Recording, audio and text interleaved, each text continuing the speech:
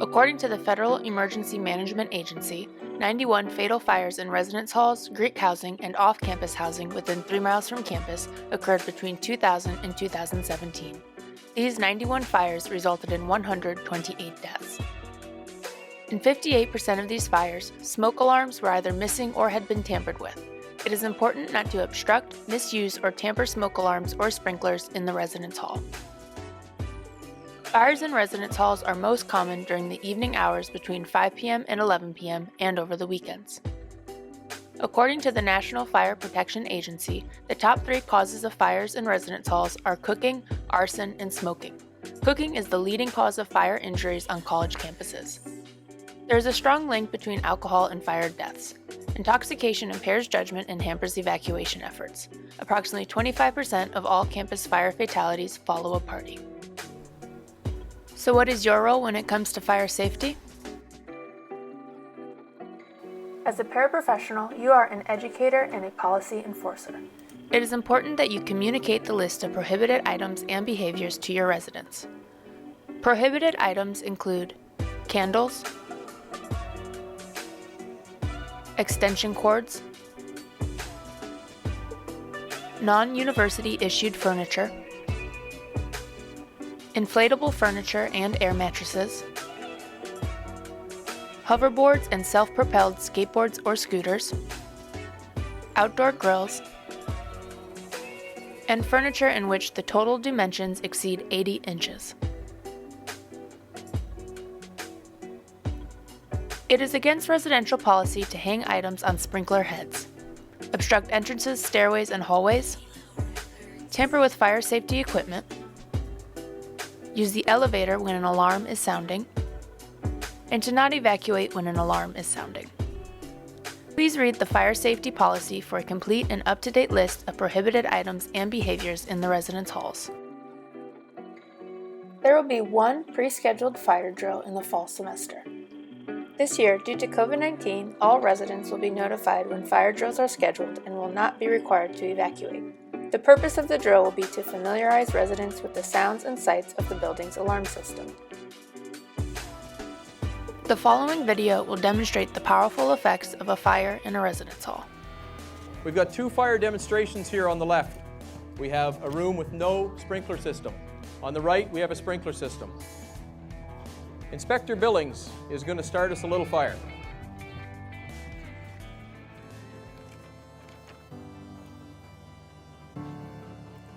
What I want you to watch for here is how long does it take the smoke alarm to activate? When does the smoke alarm fail? Because it will fail once the heat gets to a certain point. We're going to watch, and we're also going to have some temperatures and stuff for you. That was really quick, wasn't it? We're looking at 22, 21 seconds. Note the fire growth, how fast this is happening, where the smoke is, and how toxic that smoke is. It has hydrogen cyanide, it has chlorine, it has all kinds of PVC and other things in it. We're also looking for a flashover here. So what's going to happen in a couple of minutes, this is going to get so hot that everything in the room is going to catch fire at the same time. And it's going to be very quick. We're exactly almost a minute into this, and look how much flame we have here. Can you hear the snapping and cracking? Look at that. Can you feel that back there already? Until you feel the heat and see the flame, and you're sitting right there, that's the kicker. Now you're going to tell 2 friends, and they're going to tell 2 friends, and the word's going to get around, but it's from a credible source, which is you. You know, I can tell you all day, but if I show you, 1,128 degrees in 1 minute and 25 seconds, folks. That's how fast it happens. All right? I'm telling you, when your smoke detector goes off, it's time to become a marathon runner. All right? Haul butt, get out. Have a look at that. flashover is when the temperature is reached in the room that everything, all the contents burst into flame. So there's a spot where everything has a combustion temperature and it just, everything goes. And that's basically what we reached in that room. Not much left in there, is there? All right, let's move on to our second demonstration. Mr. Billings, please.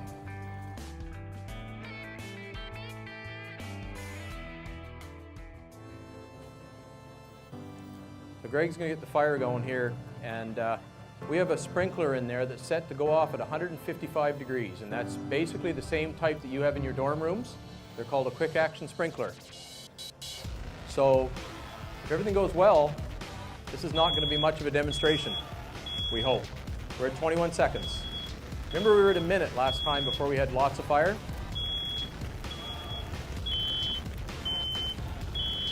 So we got both smoke alarms are going off. And there goes our sprinkler. That's how fast it happens in a sprinkled building. And there you go. Just about 42 seconds. A fire sprinkler system is to control a fire and keep it down until we can get there and put it out. While we hope you never have to face a real fire, it is important to know the evacuation protocol you must follow at the sound of an alarm. Public Safety will have a list of students with disabilities who may require evacuation assistance.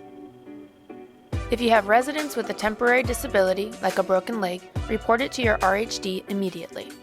You should know at least 2 exits out of the building. As you exit the building, knock on all doors in your path of egress to alert residents. The RA on duty should bring the duty bag with extra masks in order to pass out masks to students who are not wearing one at the designated meeting location. Assist in directing residents away from the building entrance to allow for FDNY access.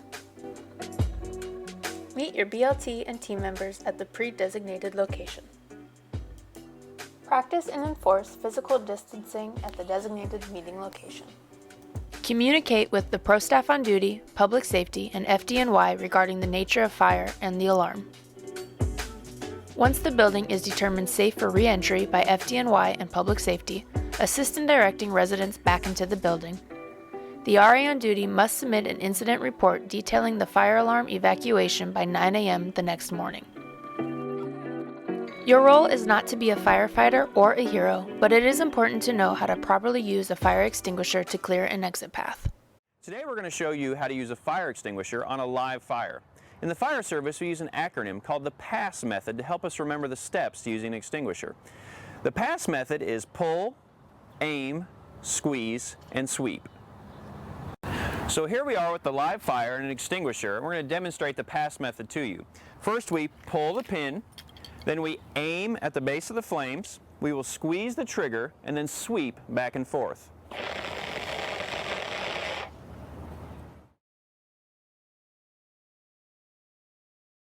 Now that you've seen the dangerous effects of fires in residence halls and learned about fire safety precautions, policies, and protocol, it is time to put your knowledge to use on the next page.